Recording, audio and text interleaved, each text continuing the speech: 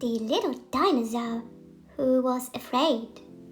Once upon a time, in a bright green valley, there lived a small dinosaur named Dino.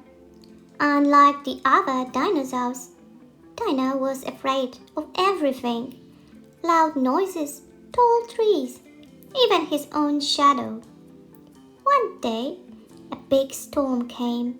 The wind howled, and the sky turned dark. All the dinosaurs ran to find shelter, but Dino was too scared to move.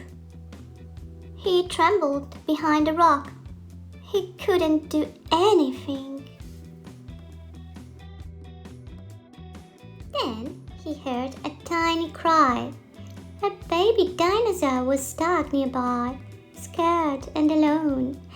Dino felt afraid, but he also felt something stronger: the need to help. He reached the baby dinosaur and guided it safely back to the others. When the storm ended, everyone cheered for Dino. He realized something important. Being brave doesn't mean you are not scared. It means you do the right thing even when you are afraid.